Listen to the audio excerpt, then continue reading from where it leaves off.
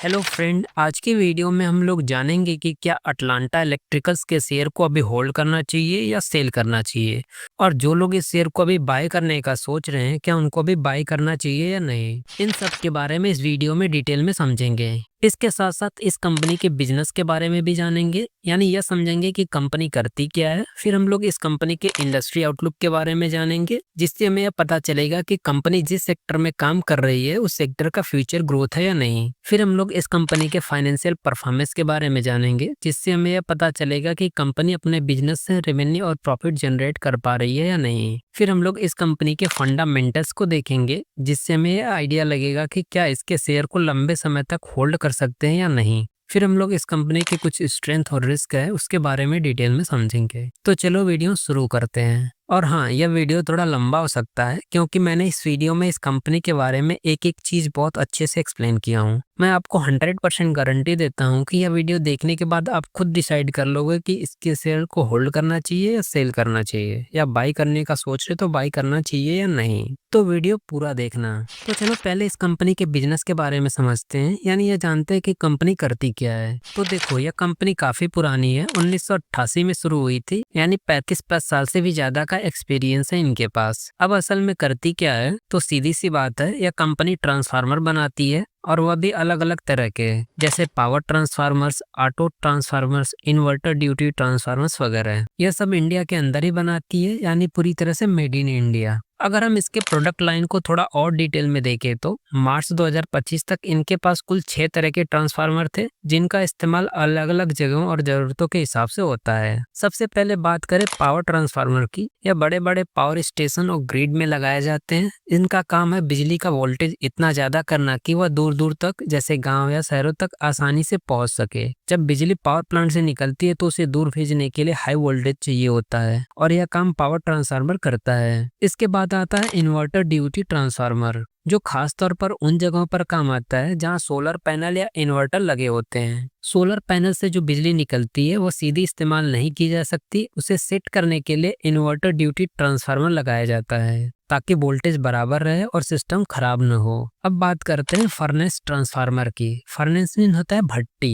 यह भारी भरकम इंडस्ट्रीज जैसे स्टील प्लांट्स वगैरह में इस्तेमाल होते हैं, जहां पर बड़ी भट्टी को चलाने के लिए बहुत ज्यादा करंट की जरूरत होती है। यह ट्रांसफार्मर हाई करंट सप्लाई करता है ताकि वह फर्नेस यानी भट्टी अच्छे से काम कर सके। फिर आता है जनरेटर ट्रांसफार्मर। यह उन जगहों पर लगता है जहां बिजली बनती है, यानी पावर जनरेशन स्टेशन में। जब बिजली जनरेटर से बनती है तो उसे ग्रिड तक पहुंचाने से पहले हाई वोल्टेज में बदलना होता है। यह काम करता है जनरेटर ट्रांसफार्मर। इसके बाद आता है स्पेशल ड्यूटी ट्रांसफार्मर। यह नॉर्मल ट्रांसफार्मर नहीं होते, बल्कि स्पेशली डिजाइन किए जाते हैं किसी पर्टिकुलर जगह के हिसाब से। जैसे किसी क्लाइंट को ऐसा ट्रांसफार्मर चाहिए जो बारिश में भी खराब ना हो, या जिसे मेट्रो प्रोजेक्ट में यूज करना है, या नॉइज फ्री होना चाहिए। ऐसे स्पेशल कामों के लिए स्पेशल ड्यूटी ट्रांसफार्मर बनाए जाते हैं। अब कस्टमर की बात करें तो कंपनी इंडिया के 9 स्टेट्स और 3 यूनियन टेरिटरीज में अपने प्रोडक्ट सप्लाई कर रही है। और इतना ही नहीं, अभी तक यह करीब 4400 ट्रांसफार्मर डिलीवर कर चुके हैं, और इन सब की कंबाइंड कैपेसिटी है 94,000 मेगा वोल्ट एम्पियर, जो काफी बड़ा नंबर है। यह ट्रांसफार्मर कहाँ जाता है, यानी कि ट्रांसफार्मर कहाँ यूज होता है, तो यह स्टेट और नेशनल ग्रिड में प्राइवेट कंपनीज को और बड़े रिन्यूएबल एनर्जी प्रोजेक्ट में यूज होते हैं। तो देखा जाए तो अटलांटा इलेक्ट्रिक न सिर्फ पुराने समय से काम कर रही है, बल्कि आज की मॉडर्न एनर्जी नीड्स जैसे रिन्यूएबल प्रोजेक्ट उसमें भी एक्टिवली अपना योगदान दे रही है। तो बात कुछ ऐसी है कि कंपनी के पास कुल 5 मैन्युफैक्चरिंग फैसिलिटीज है, मतलब 5 अलग अलग जगह पर ये अपने ट्रांसफार्मर बनाते हैं।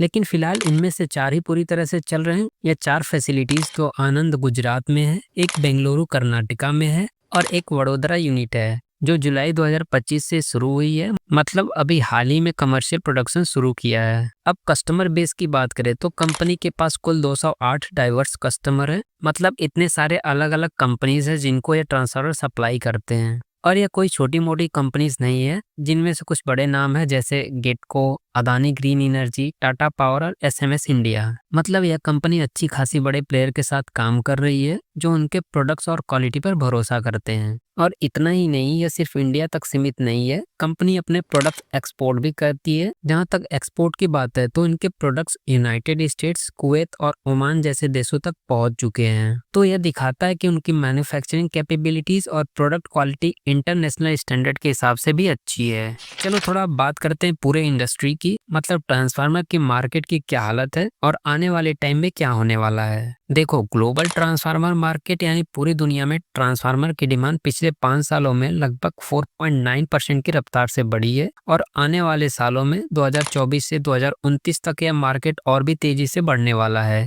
करीब 7.4% ईयरली। इसका मतलब यह है कि 2029 तक यह मार्केट $90 बिलियन से ऊपर पहुंचने वाला है। मतलब ट्रांसफार्मर की जरूरत दिन ब दिन बढ़ती जा रही है क्योंकि पूरी दुनिया में बिजली का डिमांड बढ़ रही है। अब इंडिया की बात करें तो भारत में बिजली की डिमांड काफी तेजी से बढ़ रही है। फाइनेंशियल ईयर 2027 तक इंडिया की पीक इलेक्ट्रिसिटी डिमांड 277 गीगावाट तक पहुंचने की उम्मीद है और फाइनेंशियल ईयर 2032 तक यह बढ़कर 366 गीगावाट तक चली जाएगी। इतनी बड़ी डिमांड को पूरा करने के लिए भारत में प्लान है 40 गीगावाट थर्मल पावर और 15 गीगावाट हाइड्रो पावर जोड़ने का। मतलब साफ है, ग्रिड को बड़ा करना होगा, उसे स्टेबल रखना होगा और यह सब करने के लिए ट्रांसफार्मर की डिमांड बहुत ज्यादा बढ़ने वाली है। अब थोड़ा मॉडर्न ट्रेंड्स की तरफ ध्यान दो। जैसे जैसे डेटा सेंटर्स बढ़ रहे हैं, इलेक्ट्रिक व्हीकल चार्जिंग स्टेशन बढ़ रहे हैं और इंडियन रेलवेज के हाई स्पीड ट्रेन्स आ रहे हैं, वैसे वैसे ट्रांसफार्मर की जरूरत भी बढ़ रही है। खासकर 66 से 133 किलो वोल्ट के रेंज के ट्रांसफार्मर की डिमांड बढ़ रही है। और हाँ, इंडिया की स्टील इंडस्ट्री भी काफी तेजी से बढ़ रही है, जिससे फर्नेस ट्रांसफार्मर की मांग 2034 तक और बढ़ने वाली है।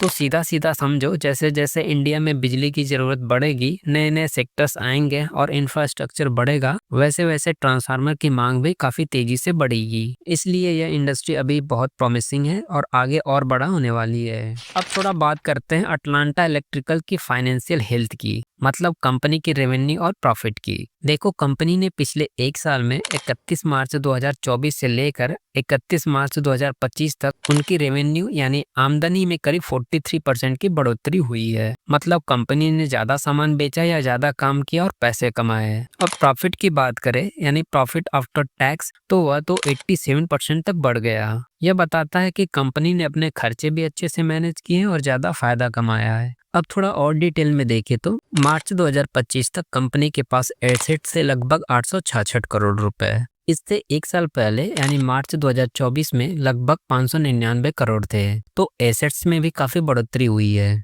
और इसका टोटल इनकम यानी रेवेन्यू 2023 में 876 करोड़ था, वहीं पर 2025 में 876 से बढ़कर 1250 करोड़ हो गया, यानी इसका टोटल इनकम भी बढ़ा है। वहीं पर प्रॉफिट आफ्टर टैक्स यानी नेट प्रॉफिट 2023 में 87 करोड़ था और 2024 में 63 करोड़ हो गया, फिर 2025 में 118 करोड़ हो गया। तो इसका प्रॉफिट आफ्टर टैक्स भी लगातार बढ़ते हुए आया है। और इसका EBITDA 2023 में 143 करोड़ था, 2024 में 123 करोड़ हो गया और 2025 में 199 करोड़ हो गया। तो इसका EBITDA भी लगातार बढ़ते हुए आया है, जो कि अच्छी बात है। वहीं पर इसका नेटवर्थ भी लगातार बढ़ते हुए आया है। और इसका टोटल बोरोइंग 2023 में 73 करोड़ रुपए था और 2024 में 48 करोड़ हो गया और 2025 में बढ़कर 141 करोड़ हो गया। तो हाँ, थोड़ा बोरिंग बढ़ा है, लेकिन कंपनी ने इस पैसे को अच्छे तरीके से यूज किया है, यानी कि कंपनी ने इस पैसे का यूज करके अच्छा प्रॉफिट जनरेट किया है। तो ओवरऑल इसका जो फाइनेंशियल परफॉर्मेंस है वो ठीक है।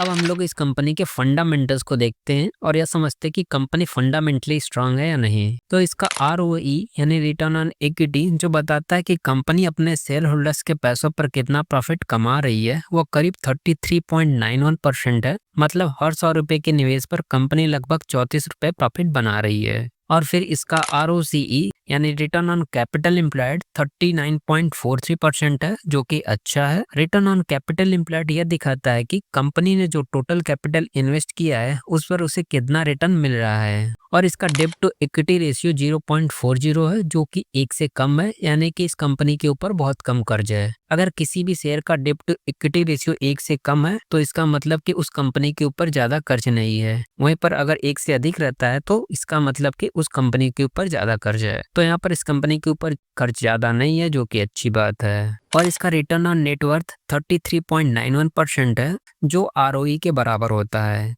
और यह बताता है कि कंपनी अपने नेटवर्क से कितना रिटर्न जनरेट कर रही है। और इसका पैट मार्जिन मतलब प्रॉफिट आफ्टर टैक्स का परसेंटेज अपनी टोटल इनकम का वो 9.54% है। इसका मतलब कंपनी अपनी कमाई में से लगभग 10% प्रॉफिट बचाती है। और इसका EBITDA मार्जिन 16.07% है, जो कि ठीक है। EBITDA मार्जिन कंपनी की ऑपरेटिंग इफिशियंसी को बताता है। तो ओवरऑल इस कंपनी का फंडामेंटल भी ठीक है, यानी यह कंपनी फंडामेंटली स्ट्रांग है। चलो अब बात करते हैं अटलांटा इलेक्ट्रिकल्स की ताकत यानी स्ट्रेंथ के बारे में। सबसे पहली बात यह है कि कंपनी पिछले 30 साल से ज्यादा समय से इस फील्ड में काम कर रही है। इतना एक्सपीरियंस होना बड़ा फायदा है, क्योंकि इतने सालों में कंपनी ने काफी कुछ सीख लिया है। और इंडिया में यह कंपनी 19 राज्यों में फैली हुई है, मतलब सिर्फ एक जगह तक सीमित नहीं है बल्कि पूरे देश में फैली हुई है। फिर बात आती है इसके ऑर्डर्स की। अभी इनके पास लगभग 12,833 मिलियन का स्ट्रांग ऑर्डर बुक है, मतलब कंपनी के पास इतने बड़े ऑर्डर्स हैं जो काम करने के लिए लाइन अप है। और यह ऑर्डर्स 208 अलग अलग कस्टमर से आते हैं,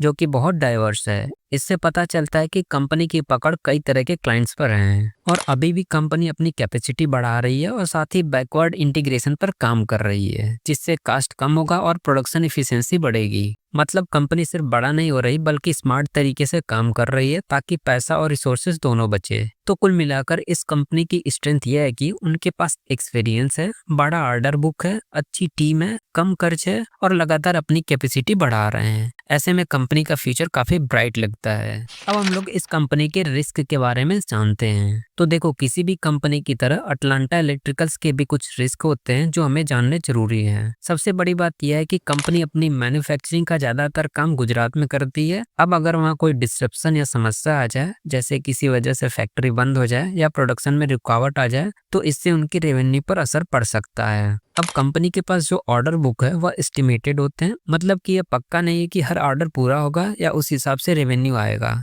तो एक अनसर्टेनिटी भी होती है कि आने वाला बिजनेस कितना स्टेबल रहेगा। और कंपनी का अधिकांश रेवेन्यू पावर ट्रांसफार्मर से आता है, मतलब कंपनी की कमाई का बड़ा हिस्सा इसी पर डिपेंड है। अगर मार्केट में डिमांड कम हो गई या कोई फ्लक्चुएशन आया तो बिजनेस प्रभावित हो सकता है। और हाँ, कच्चे माल की कीमतों में उतार चढ़ाव और सप्लाई में रुकावटें कंपनी के फाइनेंशियल रिजल्ट को प्रभावित कर सकती है। तो समझो कि जहाँ कंपनी के लिए बहुत मौके हैं, वहीं कुछ ऐसे रिस्क भी है जिनका ध्यान रखना जरूरी है। यह रिस्क अगर संभाले नहीं गए तो कंपनी की ग्रोथ में बाधा आ सकती है। अब हम लोग यह समझते हैं कि क्या इस शेयर को अभी होल्ड करें या सेल करें, और जो लोग इस शेयर को बाई करना चाहते हैं क्या उनको भी बाई करना चाहिए या नहीं। तो चलो इस चीज को समझते हैं। तो देखो, अगर आप इस शेयर में इन्वेस्ट कर रखे हो तो आपको डिसेंट प्रॉफिट देखने को मिल रहा होगा। वैसे कंपनी अच्छी है, यानी कंपनी का बिजनेस अच्छा है, और यह कंपनी जिस सेक्टर में काम कर रही है उस सेक्टर का फ्यूचर ग्रोथ भी है। और कंपनी फाइनेंशियली स्ट्रांग है और फंडामेंटली भी स्ट्रांग है, तो इसके शेयर को होल्ड करके रख सकते हो। वहीं पर अगर इस शेयर को बाय करना चाहते हो तो बाय कर सकते हो।